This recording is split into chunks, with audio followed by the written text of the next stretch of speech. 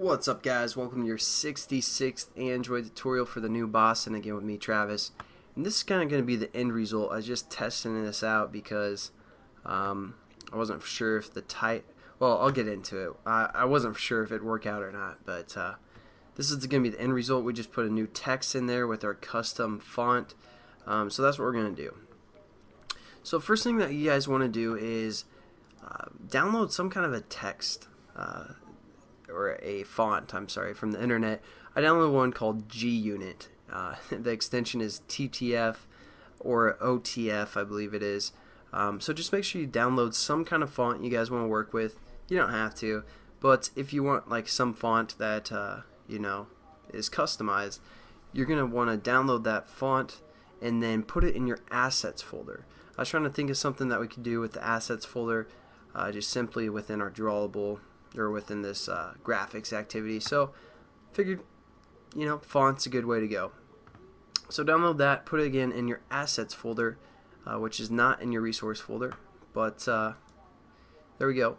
Once you have that done, what we want to do is, that's basically going to be called something called a typeface. So we need to do a typeface variable, and we're going to call this variable font. And now we can set up, after we import our typeface, we can set up that reference to our assets folder within the constructor again. So we're going to say font is equal to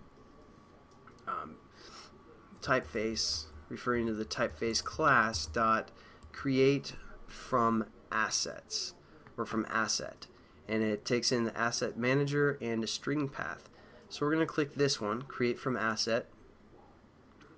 And basically this asset manager, what it's looking for is basically the context, which again is being passed into the constructor. So we're going to grab that context, and then we're just going to hit dot, and we're going to say get assets. So we're basically getting the assets from the context. It's not a huge deal right there. And then we need to give it a string name, which is basically exactly what our font is called. So we do this in quotations, just like any other time we deal with strings. We're going to say G-Unit. Download that font because it's just gangsta, and you know, we are all gangsters. So there we go. We set up our font, and now we can use this font. So let's go into our onDraw method here, and let's do this below or before our green ball is drawn. So let's give some space right here after the canvas itself has been colored white. This is where we're going to set up our font. So the first thing we need to do is let's get some basically some more customization going on. So we're going to set up a new paint variable, and we're going to call this text paint. And we're going to set this equal to new paint, just like we've done before. And now let's kind of define what we want this text paint to do. So first thing, let's say text paint dot set color, and you can either do this standard color, or again we can do something like the alpha level. Let's do that one. This first argument is the alpha level, so let's do 50%. Basically that's going to make, or that's going to be 50, like kind of a transparency is what the A stands for. The R is the amount of red we want. So let's say we want a lot of red. I believe it goes up to like 265, or no, 255. I'm not quite sure. We're going to do 254 just to be safe. As you guys probably know by now, I'm not a huge graphics guy, so don't really deal with all the colors and all that stuff. And then here's the green. So let's say you want a little bit of green in there, like 10 or something. It's probably going to be the worst color in the world. And 50 blue. I have no idea what color that is, but that's what we're setting this text paint to be. And let's make this text paint, what else can we do? Let's say set alignment. No, what am I thinking? Do set what else we got? Text alignment, that's what it is.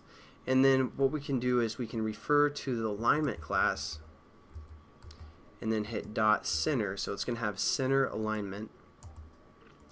And then what else? We can set the text size, so we're going to say text paint dot text size or set text size to like 50. And one other thing we could do, well, no, that's good for now. I don't know how much time we have. Been kind of babbling, it seems. Now all we have to do is basically add this new font to our, our background or our canvas. So that's what we're going to do here. We're going to say just canvas dot draw text, and you want to take the one that's a string, 2 floats, and a paint variable. So for a string, this is what we actually want it to say. So we're going to say my bring back, something like that.